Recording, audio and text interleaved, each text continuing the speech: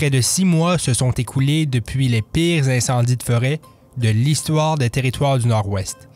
Et les plaies sont toujours aussi vives au sein des communautés impactées. Les résidents de Hay River, de Fort Smith, d'Enterprise et de Kakisa se relèvent toujours des ravages que les flammes ont causés sur leur chemin.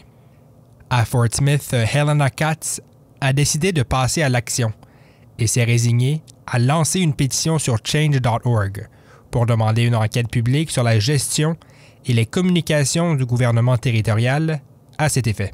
Selon elle, il s'agit d'une étape importante à franchir. The main concern, I think, that prompted the petition was, how was the Kakisa wildfire monitored and managed, and how well this was communicated out to the communities that were affected. L'inquiétude principale que j'ai dans l'ensemble du processus est vraiment la surveillance et la prise en charge des feux de forêt de Kakisa, soutient Helena Katz. C'est vraiment la communauté à avoir été la plus ravagée. Si elle dit comprendre que des évacuations de la sorte sont des tâches complexes à entreprendre, elle croit que les bonnes personnes n'ont pas été appelées à les faire. À travers sa pétition, Mme Katz souhaite creuser sur une multitude de sujets, à savoir pourquoi les autorités ont fait évacuer le public sur des autoroutes non sécurisées, pourquoi les communautés de Hay River et d'Enterprise n'étaient pas en état d'alerte avant le 13 août, jour fatidique, et comment les informations circulaient entre les autorités municipales et les résidents de Kakisa. Sans cela, les territoires ne pourront pas être bien préparés pour la prochaine saison des feux de forêt. The petition has gotten a lot of support from people across the territories. We have people from 15 different communities that have signed the petition.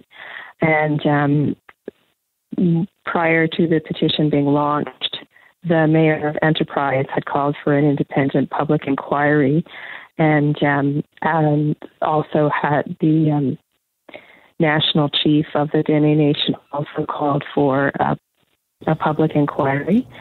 Des gens de 15 différentes municipalités ont signé ma pétition, ajoute Helena Katz.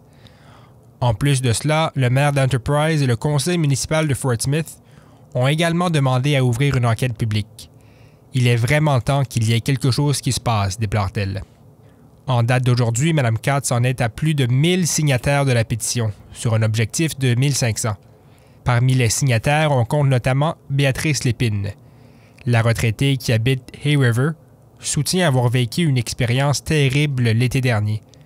En entrevue, elle tenait à relater son point de vue face à l'inaction du gouvernement dans ce dossier et donne même des pistes de solutions pour éviter de revivre les mêmes émotions lors de la saison prochaine.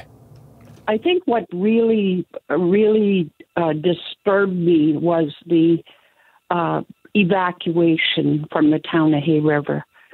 I'm a resident here, and I just felt it was chaotic. It was frightening. It was so disorganized that there needs to be a change. And if we leave it to our local town council, they won't change anything. They're not even supportive of any kind of inquiry about their evacuation. And I felt it was important to examine that and see how we could improve.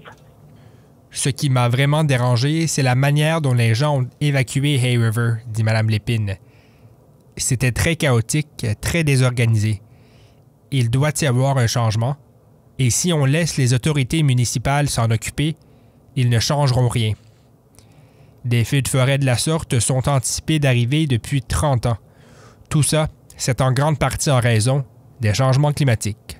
Then there was other stories, and I thought to myself, why didn't the town know how to safely evacuate people considering what was happening on the highway? Jointe par courriel, la localité de Hay River maintient avoir intenté un processus pour une enquête publique auprès de ses 2 députés à l'Assemblée territoriale. L'agent administratif supérieur, Glenn Smith, indique que les dommages des feux laisseront des lésions permanentes aux résidents locaux. Par voie de communiqué, il se dit préoccupé par le manque de ressources communicatives et logistiques offertes à la population et compte pousser en ce sens pour la saison prochaine. Pour sa part, Helena Katz dit vouloir se servir de cette enquête publique en guise de préparation pour la prochaine saison des feux. Elle ose espérer avoir des réponses et voir des changements concrets dans les actions gouvernementales, et ce, dès les prochains mois. Ici Daniel Biru pour Média Ténois, dans le cadre de l'initiative de journalisme local.